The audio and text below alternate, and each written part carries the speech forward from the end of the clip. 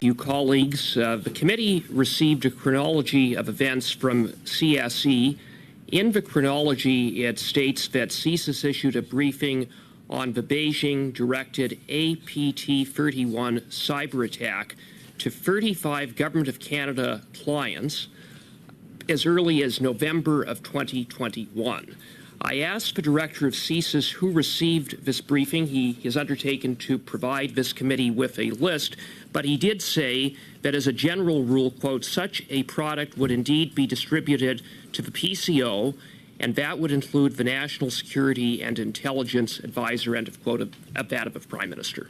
So what does it say to you about the fact that as early as November 2021, 35 Government of Canada clients, including likely the Prime Minister's own department, the PCO, were briefed about this cyber attack, but you and every other member of Parliament who was the target was kept in the dark?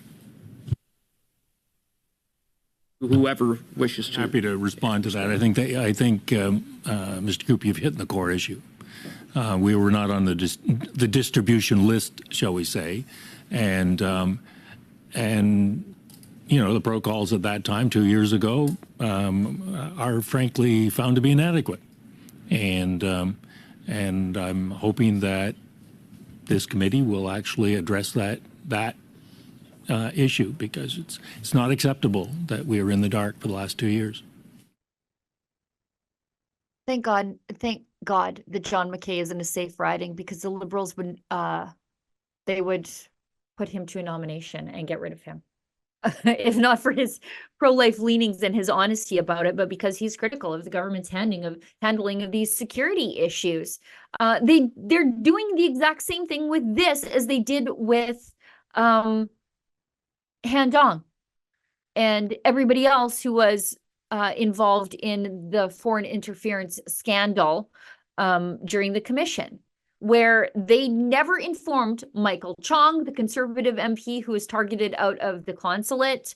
They never informed Kenny Chiu, who was targeted by CCP misinformation campaigns. They never informed Jenny Kwan, NDP MP, even though everybody in the security apparatus all the way up to Justin Trudeau were well aware of what was happening. Why?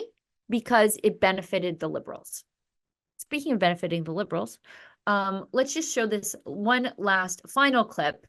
Jagmeet Singh is asked, you know what? I'm happy to see the mainstream media is sort of dusting the cobwebs off themselves, and they're starting to hold the Liberal side of the aisle. That includes the NDP, which are just the socialist caucus of the Liberal Party of Canada at this point.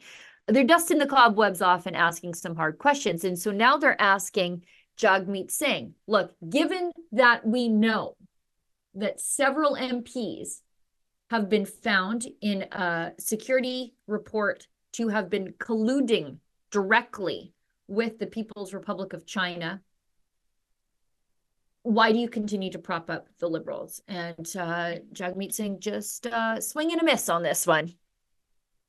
Your conclusion is very different from what Ms. May said yesterday. She seemed relieved yesterday. You say it's worse. Were you reading two different reports? Well, what I am saying to you is that the conclusion that NSICOP has come with, those conclusions didn't change by anyone's reading of it. The conclusions are still there for the public to read. The conclusions are MPs, plural, were engaged in activities that NSICOP, which is comprised of very respectable members of Parliament and other individuals. That conclusion says that the multiple MPs engage in behavior that is, in some cases, illegal and criminal, and all the behavior is unethical.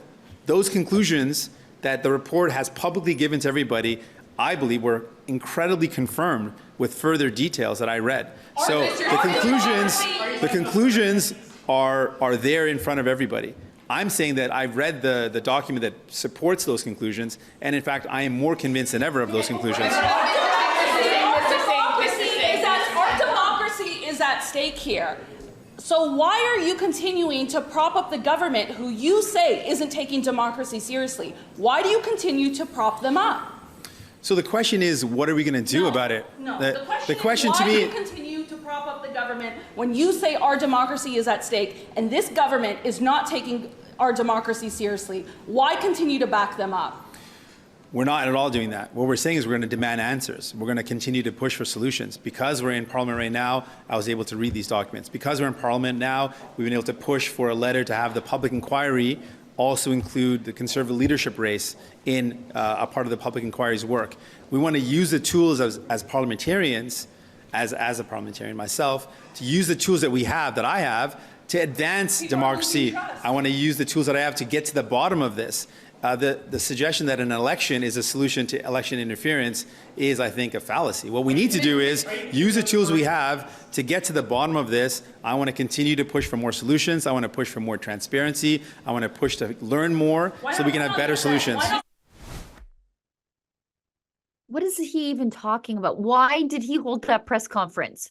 He didn't need to hold a press conference, but he thought that he would go out there and just talk around some very good questions, credit to the mainstream media there. He tried to reframe the question there, but yes, an election is a solution to election interference in the past election. Yes, it is the solution. Canadians should have the opportunity to know which of their MPs were colluding with a foreign enemy before they vote for them the next time. And they should know which ones were colluding in the past so they can never cast a vote for them again. So that those people can go off into obscurity after a good lap of shame. But no, he doesn't want Canadians to have that. Why? Because this is as close to power as he's ever going to get. That's why. He's willing to sell out Canadian democracy so that he stays close to the levers of power, but also so that he gets that pension, right? They moved the election date by 7 days so that a bunch of MPs who would not normally qualify for a pension, who are likely going to lose their seats, get to qualify for a pension. And so Canadians have to tough it out to make sure that people who already make 200,000 plus a year get a little bit more money in their pockets while you get poorer and poorer and poorer, and our democracy gets more corrupt than it ever was. What a joke that guy is. What an absolute joke. Goes to my theory, though, that I think that Nikki Ashton's expense scandal was probably tipped to the CBC by people within the NDP who are trying to protect Jagmeet Singh, because she's sort of the other side of the party.